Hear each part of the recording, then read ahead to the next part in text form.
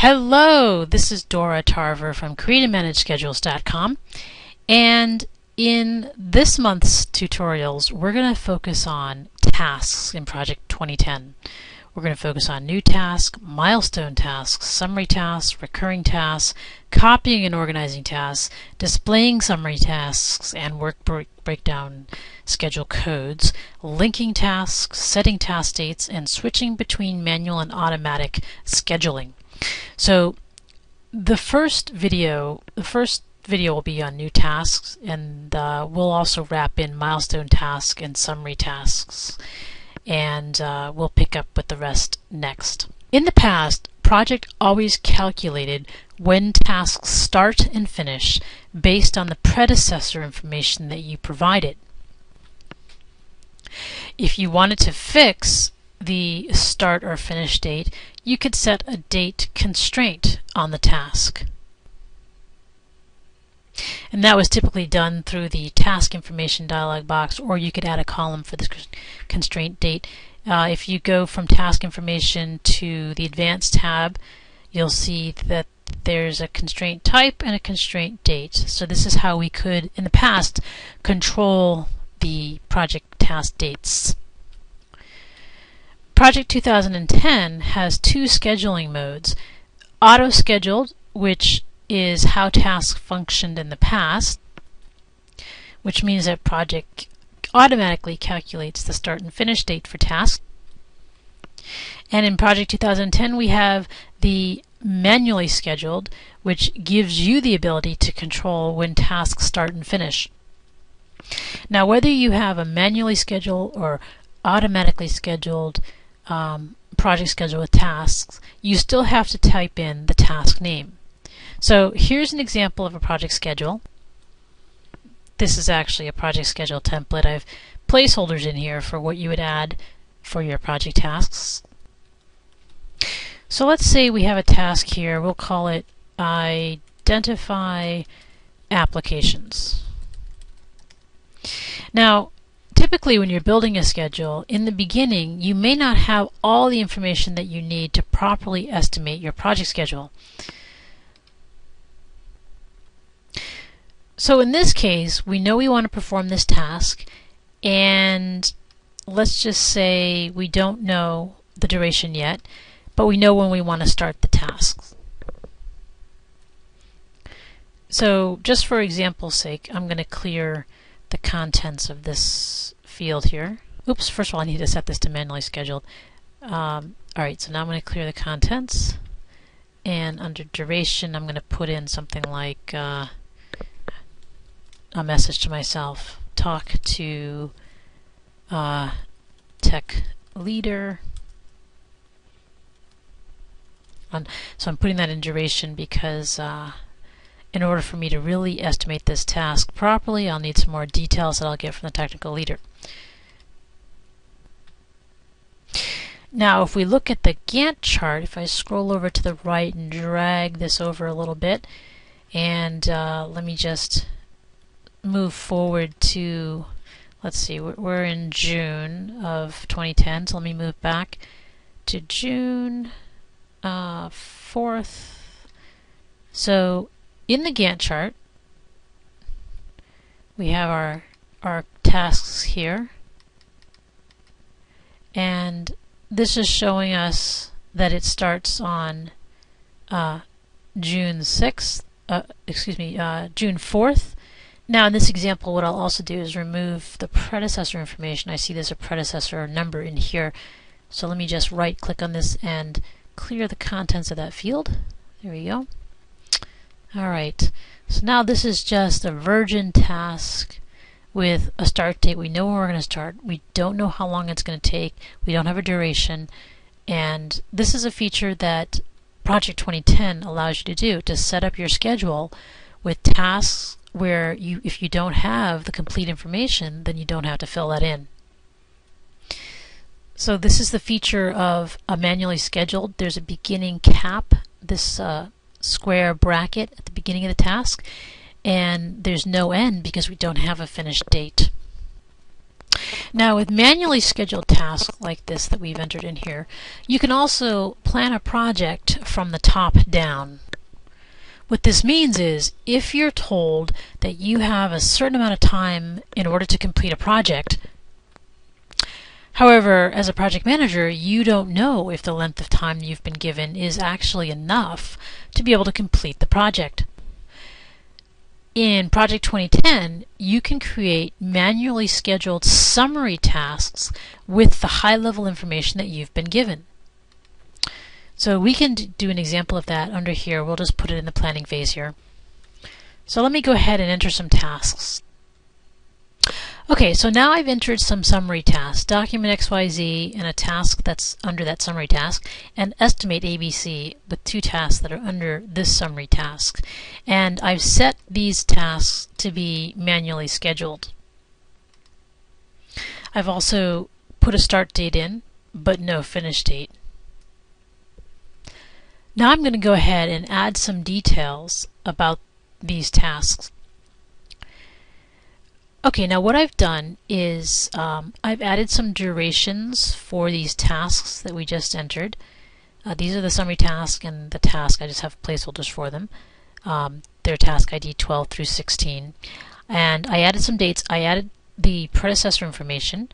And as a result, because these are all manually scheduled, this is showing me a few warnings. This is a warning for this task because it's obviously exceeding the timeline that we have. And you can see this red bar here when I roll over it. It flashes a message. Alright, so it's showing a warning here that you can see from this red line, which indicates that this manual summary task has an issue, because when we manually planned for it to end on the 17th, after we added the task detail below, it went well past the 17th. It went actually to the 18th for that task, and for this task below it went to July 2nd. So these are showing up with warnings, and this is something that will give you a visual indication that you need to adjust your schedule if you plan to make the restricted finish date that you were provided by your stakeholders. Now let's look at a new project file. If we go to File, New, select a blank project, and we will keep the project date as it is. Now, by default, these are set to manually scheduled. And you can see that below here in the taskbar, it says New Tasks Manually Scheduled. So we begin by actually typing in a task name, and it's going to be manually scheduled since we are, by default, set to manually scheduled. So we'll type in a task, identify servers needed.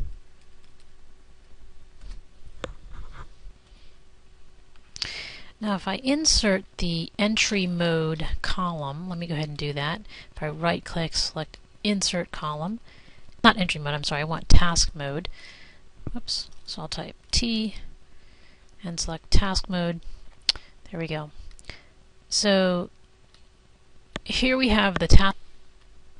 So the task mode indicates the mode that the task is in, and basically it is manually scheduled. The push pin indicates that more information is needed.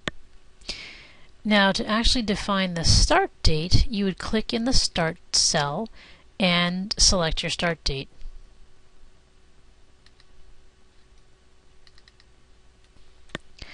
Notice that a black bracket has appeared over here in the Gantt chart that indicates the start date for this task. So with manually scheduled tasks, we type in text, placeholder text, when we don't have the information that we need to complete the task details. So suppose we're waiting for Sandra to give us information so that we can identify the servers needed. We might just simply type in the duration field, waiting for Sandra to provide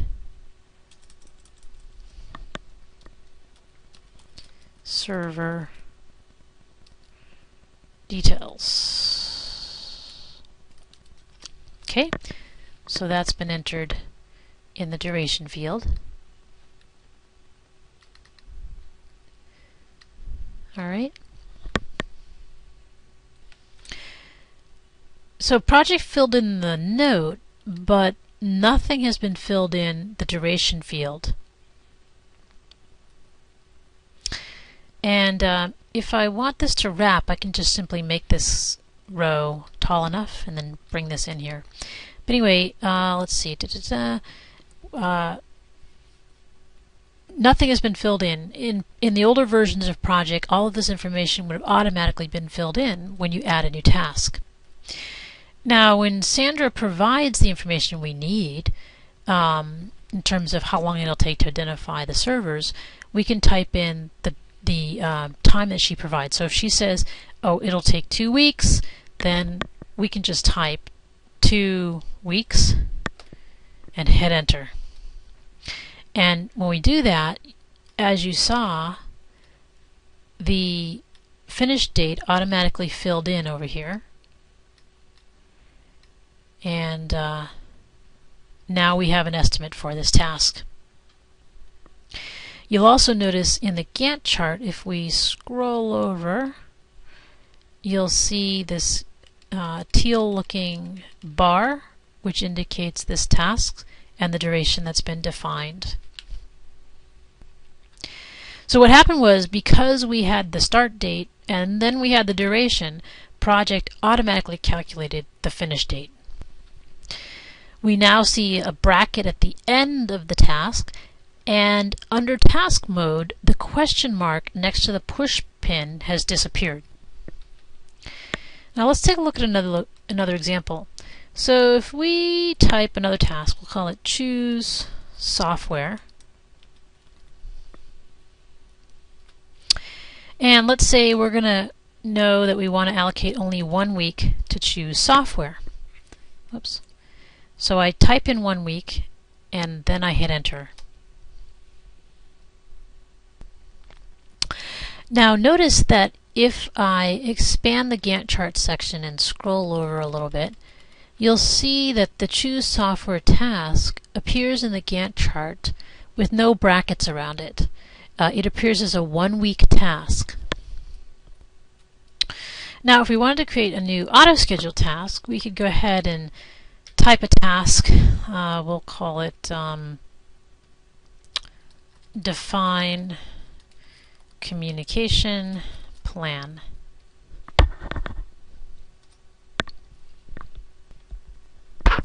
And then what we'll do is click in the task mode cell and click on the drop down arrow and select auto scheduled from the drop down menu. So now this task is an auto scheduled task.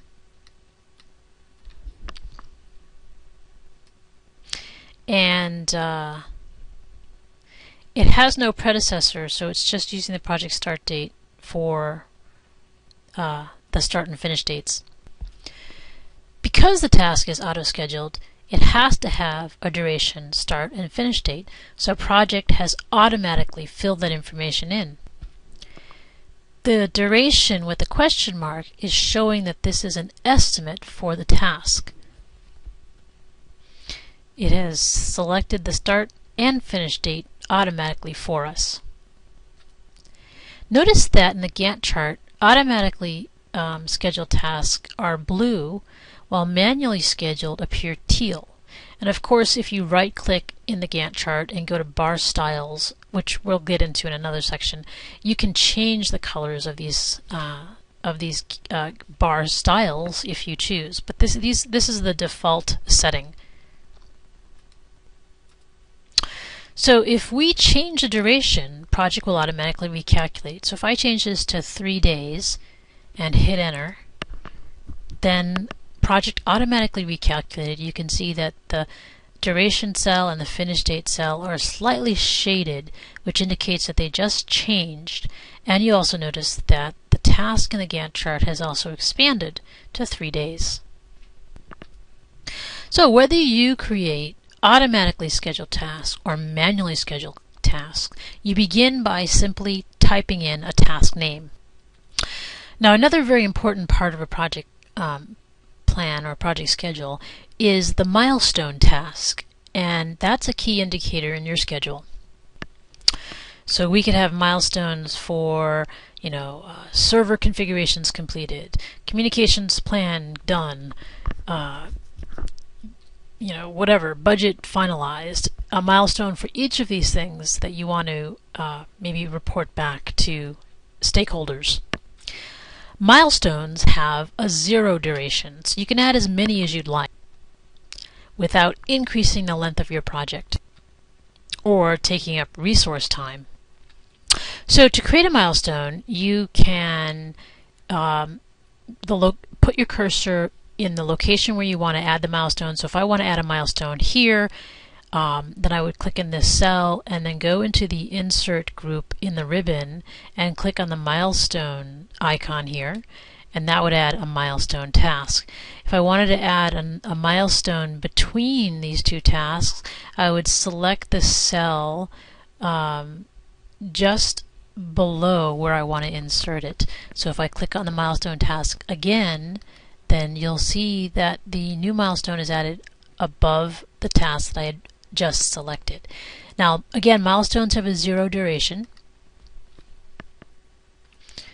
By default, project fills in a 0 duration and just puts a placeholder for the new milestone, and this task will be selected. So you can go ahead and type in your milestone name. Now, as a quick note, what I prefer to do in my project schedules is change the font color for milestone tasks so that everything does not appear the same font color, and you can do that by going to Format and selecting Text Styles, and from the item to change we're going to select Milestone Tasks, and we're going to make all milestone tasks blue, and click on OK. So now automatically in your schedule you'll see your milestone tasks. If I click on Save, there we go. You'll see your milestone tasks appear blue, and they'll stand out.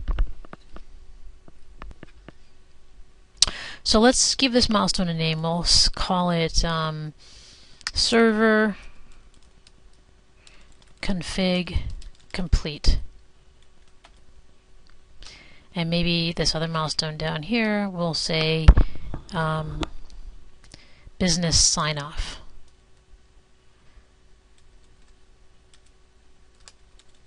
Oops.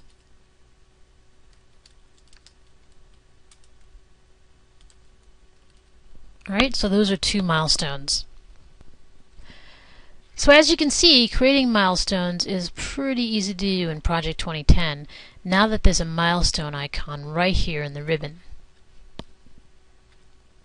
Now another interesting feature with Project 2010 is that we can insert a summary task right into the schedule.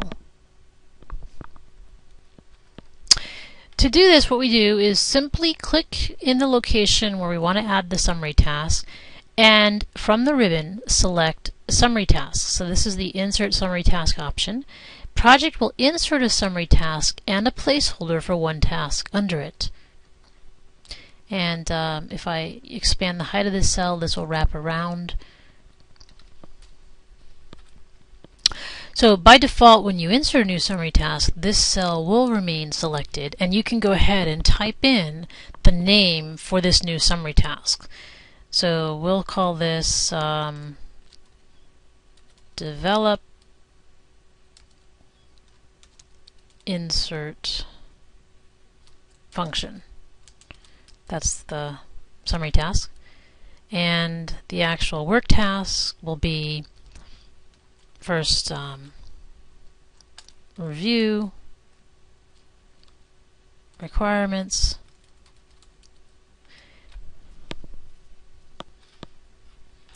now once you've inserted this, you can actually select these 2 rows, and when your pointer appears as a 4-pointed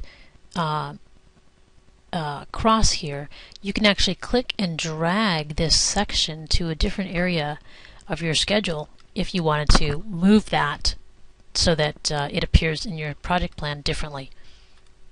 Now let's say you wanted to create subordinate tasks. Let's say these two tasks here were going to be subordinate tasks. If I click on Insert Summary, it automatically moves these to subordinate tasks and inserts a new summary, and I can go ahead and type in a name for that summary task. So let's give this a name. We'll call it Technical Planning. So the ability to organize your tasks like this help you by creating summary tasks and subtasks to organize your schedule so that you can see the details that you need to manage in the project lifecycle. Manually scheduling tasks gives you the ability to estimate if you can accomplish your project within the time frame. If, say, your manager or stakeholders say that something has to be done by a certain date, you can build a manual schedule to see if you can actually meet that timeline. And of course, if you can't, then you can make adjustments as needed. So those are the benefits of having a manually scheduled task. And as you can see in Project 2010, you can have a series of tasks that are manually scheduled, as well as those that are automatic within the same project file. Okay, this is a new enhancement with Project 2010. So join us in the next lesson, and if you are a subscriber and have questions, feel free to open a help ticket at ineedsupportplease.com. If you'd like to join our online training, please go to createandmanageschedules.com and have an excellent day.